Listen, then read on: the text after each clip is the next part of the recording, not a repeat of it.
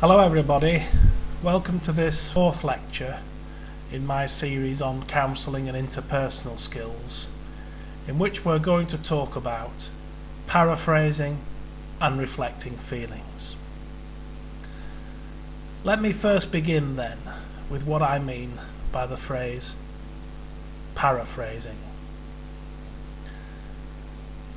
When we use paraphrasing in our work helping clients, what we are in effect doing is holding up a mirror so that the client can look at themselves. Not necessarily how they look, but so that they can examine their thoughts and feelings, their beliefs and values, their ideas, their self-concept, their view about the future, their view about the past, their sense of themselves, their behaviour, and by reflecting on those things, new understandings come to light, and the client is able to learn from that and hopefully change. So that then is the overall aim of counselling, to hold up that mirror so that the client can see themselves. And one of the tools that we have at our disposal is the tool of paraphrasing. Paraphrasing enables us to build rapport. It enables us to demonstrate that we are listening. It enables the counsellor to check out their understanding, and it encourages the client to say more. So it is therefore a very important skill. In a nutshell, paraphrasing means taking what the client has said and repeating it back to them, not necessarily using exactly the same words, but repeating it back to them so that the content of what is said and the meaning of what it says remains. So the client is then invited to reflect upon the meaning and content of what they're saying. Once they reflect upon that, they can then decide, is that what I really mean? Is that match how I really think and feel about this particular thing? Let me give you an example. I'm going to use David Mearns and Brian Thorne's book on person-centered counselling by Sage, published 2007, 3rd edition. On page 11, this discussion, this interaction takes place. Client: I don't remember my parents ever praising me for anything. They always had something critical to say. My mother was always on about my untidiness, my lack of thought about everything. My father was always calling me stupid. When I got 6 A passes in my GCSEs, he said it was typical that I'd done well in the wrong subjects.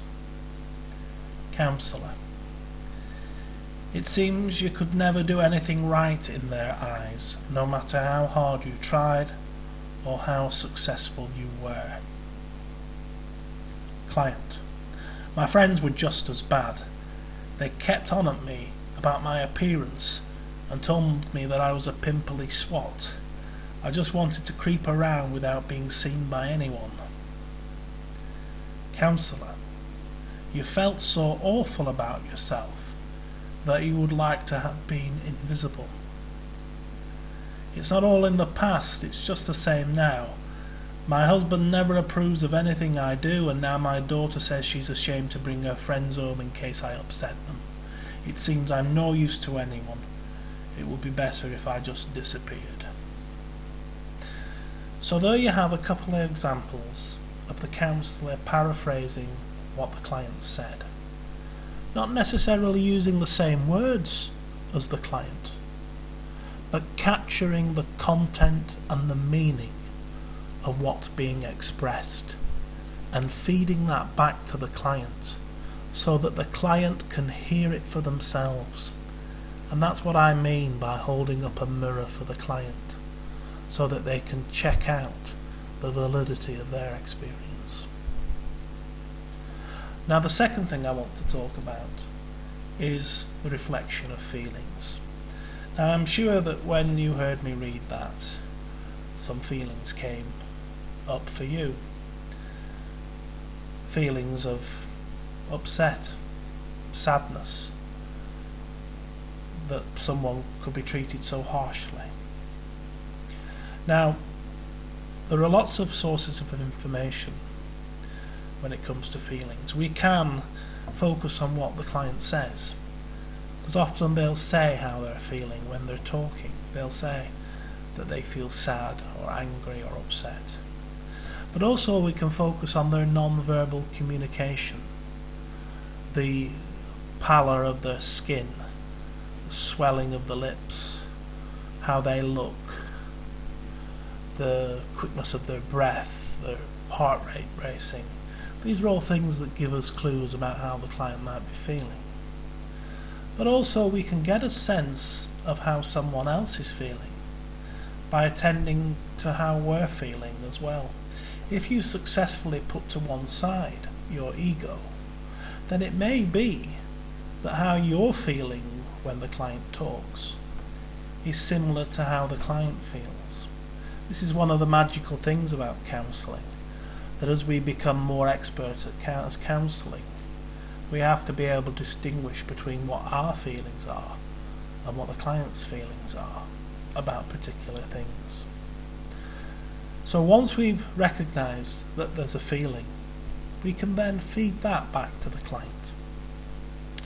I noticed that when you spoke about how it felt to be so harshly treated by your parents, I noticed that you look quite angry, and I'm just wondering if that's how it feels.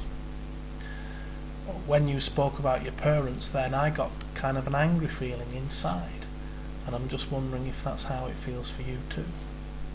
So focusing on how the client's feeling and sharing that with the client can help the client to acknowledge and explore feelings that have often laid dormant beyond the reach of the conscious mind, where they often fester and show themselves in unwanted behaviours. It's much better to know that the feelings are there and have some choice about what we do with them.